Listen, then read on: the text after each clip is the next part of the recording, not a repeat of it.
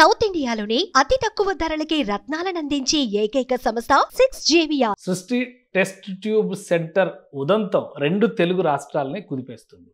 పిల్లలు కావాలని కలలుగన్నటువంటి తల్లిదండ్రులకి ఈ ఘటన ఒక అశనిపాతంలా తయారైంది. అసలు పిల్లలు కావాలని సంతానోత్పత్తి కోసం సంతానలేమితో బాధపడుతున్నటువంటి జంటలు వైద్యుల్ని కలిసేటప్పుడు అనుసరించాల్సినటువంటి పద్ధతులు ఏంటి? ఇలాంటి మోసాలు ఇక మీదట జరగకుండా ఉండాలంటే ఏం జాగ్రత్తలు తీసుకోవాలి? ఈ అంశాలను విశ్లేషించేటువంటి ప్రయత్నం చేద్దాం. మనతో పాటు సీనియర్ గైనకాలజిస్ట్ డాక్టర్ శ్రవంతి గారు ఉన్నారు. గవర్నమెంట్ హాస్పిటల్స్లో పనిచేసి సర్వీస్ ఓరియంటెడ్ హాస్పిటల్స్ కానీ డాక్టర్స్ కానీ ఏ విధంగా ఉంటారో దానికి చెప్పడానికి ఒక రోల్ మోడల్గా కనిపిస్తారు శ్రవంతి గారు. శ్రవంతి గారు నమస్తే. నమస్తే అండి. శ్రవంతి గారు, ఈ ఇష్యూ చూసిన తర్వాత చాలా మంది ఆందోళన చెందుతున్నారు. మామూలుగా సంతానలేమితో ఉన్న వాళ్ళు ఫస్ట్ ఆరోగ్య సమస్య వస్తే ఫస్ట్ వెళ్ళేది డాక్టర్ దగ్గరికి. కానీ సంతానలేమి విషయంలో కూడా పిల్లలు కావాలి అనేటువంటి ఆశ ఉన్న వాళ్ళు కూడా నెలలు సంవత్సరాల తరబడి డాక్టర్ల చుట్టూ తిరుగుతారు. కానీ ఈ టెస్ట్ ట్యూబ్ సెంటర్ ఉదంతం తర్వాత ఒక ఆందోళన, భయం జనంలో నెలకొని ఉంది. ఏం చెప్తారు మీరు దీని గురించి? నిజంగానేనండి, నాకు ఎన్ని కాల్స్ వస్తున్నాయంటే సర్ప్రైజింగ్లీ ఇంతకు ముందు ఎవరైతే ఐవీఎఫ్ ద్వారా కనిన్నారో వాళ్ళు కాల్స్ చేస్తున్నారు. ఎలా మేడం, ఇప్పుడు ఈ బేబీ నాదా కాదా, ఇప్పుడు ఇదంతా ఏంటి? ఇదే టైంలో ఇప్పుడు కొత్తగా ఒక సినిమా కూడా వచ్చిందంట, డిఎన్ఏ అని ఒక కొత్త మూవీ.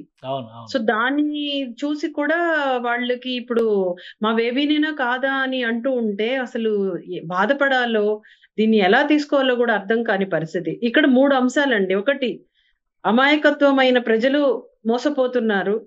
సెకండ్, డాక్టర్స్ ఎథిక్స్ లేవా. థర్డ్, గవర్నమెంట్ ఏం చేస్తుంది. ఈ 3 అంశాలు మనకి చాలా ఇంపార్టెంట్ ఇక్కడ చెప్పాలి అనంటే. ఫస్ట్ పాయింట్, పేషెంట్స్ అంటే ఇప్పుడు క్లయింట్స్ అంటాం మేము. ప్రెగ్నెన్సీ కోసం ఆరాటం ఎక్కువ, నాకేదో ఒక బేబీ ఎలాగైనా కావాలి అని పరిగెత్తి మోసపోతున్నారు. బిజినెస్ ఒక మాఫియా లాగా ఇది జరుగుతూ ఉంది. ఇప్పటి నుంచి కాదు, కొన్నేళ్లుగా జరుగుతూ ఉంది. కొంతమందిని పట్టుకోవడం జరిగింది. కానీ లాస్ అంటే మన యాక్ట్ ఏవైతే ఉన్నాయో లీగల్లీ మనము స్ట్రాంగ్ గా లేమా ఏంటో తెలియదు. ఎంత ధైర్యం ఉంటే ఇలాంటి పనులు మళ్ళీ మళ్ళీ చేయగలుగుతున్నారు, అది అసలు ఎలా చేయగలుగుతున్నారు, ఈ లాబింగ్ ఎంతవరకు అంటే ఏ స్థాయి నుంచి స్టార్ట్ అవుతుంది, ఏ స్థాయి వరకు వెళ్తుందో తెలియట్లేదు. అంటే అమాయకంగా కోట్లు పెట్టుకొని, లక్షలు ఖర్చు పెట్టుకొని, ఆస్తులు అమ్ముకొని, పొలాలు అమ్ముకొని, నేను ఒక తల్లి కావాలి, మేమిద్దరం తల్లిదండ్రులు కావాలి అనే ఒక ఆశని వీళ్ళు క్యాష్ చేసుకుంటున్నారు, విపరీతంగా క్యాష్ చేసుకుంటున్నారు అని అది ఎంతవరకు కరెక్ట్? అండ్ డాక్టర్స్ ఎథిక్స్ ని పోగొట్టుకొని, అంటే మేము ఎంతో దేవుళ్ళ తర్వాత దేవుళ్ళలా నమ్ముతారు మమ్మల్ని. సో మేము మా నమ్మకాన్ని ఎందుకు పోగొట్టుకుంటున్నాం ఇలాంటి పనులు చేసి? ఇది ఎలాగా ఇదంతా బయటికి రావాలి, ఇది చాలా చాలా ఇంపార్టెంట్. మూడోది, గవర్నమెంట్ హాస్పిటల్స్ లోనే ఈ ఐవీఎఫ్ అనేది మనం స్ట్రాంగ్ గా చేయగలిగితే, మే నాట్ బి అంటే ఫ్రీగా కాకపోవచ్చేమో, బికాస్ కాస్ట్లీ అఫేర్, ఏదో నామినల్ ఫీ పెడతారో, ఏదో ఒక వేరే మార్గం ఒకటి కనుక్కొని ఈ అమాయకులని మనం కాపాడగలమా అది కానీ చేయగలిగితే. ఎందుకంటే గవర్నమెంట్ లో మనం ఇలాంటి అవినీతి చేసే అవకాశం ఉండదు, అక్కడ అంతా ఎథికల్ గానే జరుగుతుంది. కాబట్టి అదేమన్నా మనం చేయగలమా అనే దాని గురించి ఇప్పుడు మా ఫీల్డ్ లో కూడా, అంటే డాక్టర్స్ మేము ఏమైతే ఉన్నామో మేము కూడా రకరకాల మీటింగ్స్ పెట్టుకొని దీన్ని ఎలా బయటికి రాగలము అనే దాని గురించి చర్చలు జరుగుతున్నాయి. కానీ అంటే గవర్నమెంట్ సెక్టర్ లో ఇది పాసిబిలిటీ ఉందా మేడం? మీరు ఆల్రెడీ గాంధీ హాస్పిటల్ లాంటి వ్యవస్థలో ఎక్కువ కాలం పనిచేశారు. సో ప్రభుత్వ ఆసుపత్రుల్లో ఐవీఎఫ్ లాంటివి ప్రజలకి అందించడానికి అవకాశం ఉందా? ఉంది. ఆల్రెడీ ఐవీఎఫ్ పెట్టాలి, ఇన్ఫర్టిలిటీ సెంటర్ అనేది ఒకటి పెట్టారు. అంటే దానికి ఫస్ట్ ఎవాల్యుయేషన్ చేయడము, ముందు ప్రక్రియలు అంటే ఐయుఐ అలాంటివి ఆల్రెడీ జరుగుతున్నాయి. ఐవీఎఫ్ కూడా పెట్టవచ్చు, బట్ దాన్ని కూడా ఆ ప్రణాళిక బద్ధంగా దాంట్లో కూడా జెన్యూన్ వాళ్ళు ఉండి దాన్ని కానీ నడిపించగలిగితే కంపల్సరీగా అక్కడ సక్సెస్ అవుతుంది. బికాస్ గవర్నమెంట్ హాస్పిటల్లో చేయలేని కేసు అంటూ లేదు, డీల్ చేయలేని కాంప్లికేషన్ లేదు, అసాధ్యమైనది కానే కాదు. కాకపోతే కాస్ట్లీ అఫేర్. అంటే ఐవీఎఫ్ కి సంబంధించిన ఏదైతే మీడియా అంటామో, ప్రోటోకాల్స్ అవన్నీ కూడా చాలా కాస్ట్లీ. అవి గవర్నమెంట్ లో తెప్పియడం అనేది అంత ఈజీ కాదు.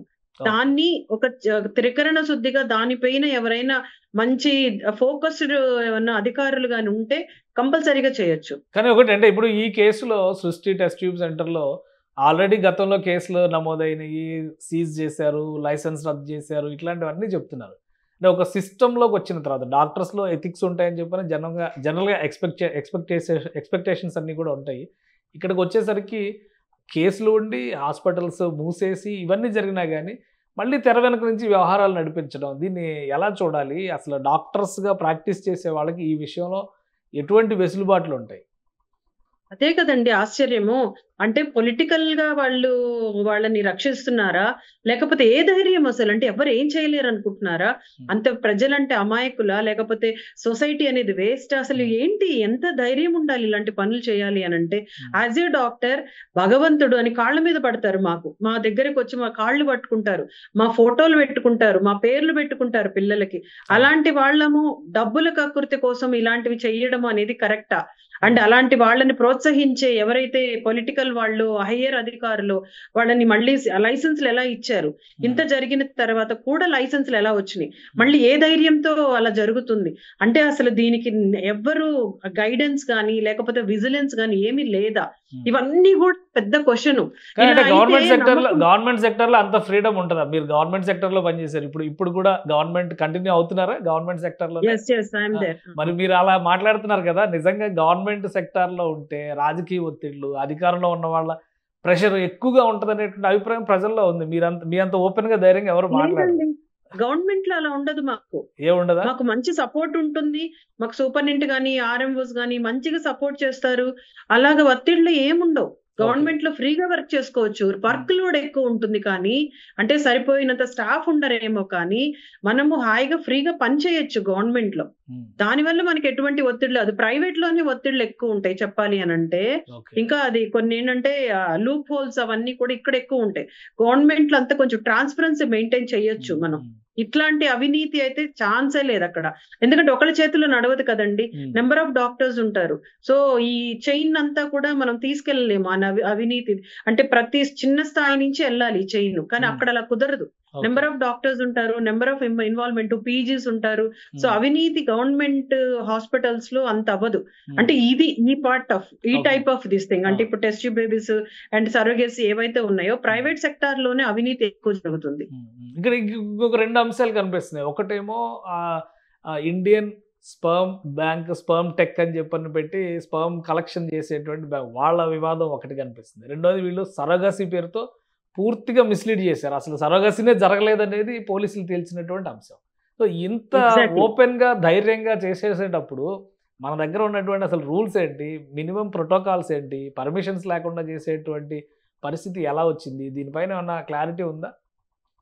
ఇదంతా కూడా ఏంటంటే అండి, మా స్టేజ్ లో అంటే మేము జస్ట్ ఒక ప్రాక్టీస్ చేసుకునే వాళ్ళము లేదా గవర్నమెంట్ ఎంప్లాయిడము. అంతేగాని మాకు ఈ కింద స్థాయిలో అంటే చాప కింద నీరులాగా జరిగిపోయింది ఇది. అంటే దీని వెనక ఎంత పెద్ద వాళ్ళ హస్తాలు ఉంటే మాత్రము ఇది ఇంత ధైర్యంగా జరగదు. ఒకటేసారి కాదు, ఆల్రెడీ జరిగి క్యాన్సిల్ అయ్యి కొన్ని డబ్బులు వెనక్కి కట్టడము, చాలా పెద్ద ప్రమాదం నుంచే బయటపడి మళ్ళీ అది చేయగలిగారు అంటే చాలా ధైర్యం ఉండాలి దానికి. అంటే వెనక పెద్ద సపోర్ట్ ఉండాలి. ఎవరున్నారు ఆ సపోర్ట్? అది ప్లీజ్ దయచేసి కనుక్కోండి. ఎందుకు అంటే అమాయకమైన ప్రజలు మమ్మల్ని నమ్ముకొని వస్తారు, మా డాక్టర్స్ నమ్ముకుంటారు, మేమే వాళ్ళకి సర్వస్వం అనుకుంటారు.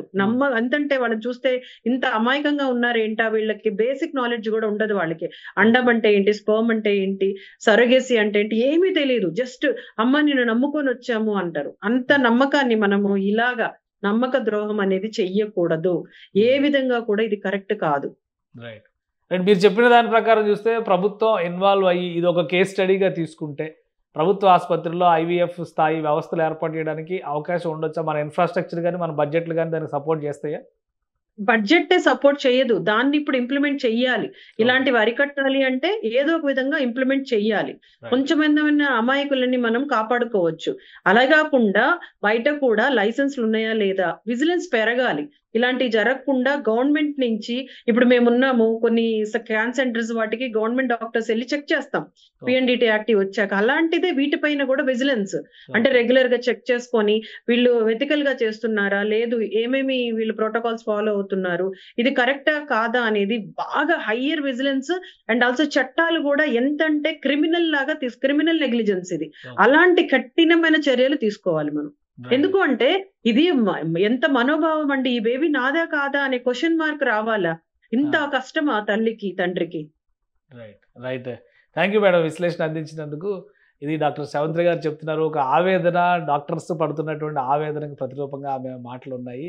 ఉద్దేశపూరితంగా డబ్బులు సంపాదించేందుకు ప్రజలను మోసం చేసేటువంటి వృత్తి కాదు ఇదని స్పష్టంగా చెప్తున్నారు. ఇక ప్రభుత్వ హయాంలో ఐవీఎఫ్ లాంటి వ్యవస్థల్ని అభివృద్ధి చేయగలిగితే ఇలాంటి మోసాలని అరికట్టడానికి ఛాన్స్ ఉంటుందని ఆమె విశ్లేషిస్తున్నారు. ఇది special discussion. Keep watching. Suman టీవీలో మీ పర్సనల్ అండ్ బిజినెస్ ప్రమోషన్స్ కోసం కింది నెంబర్కి కాంటాక్ట్ చేయండి.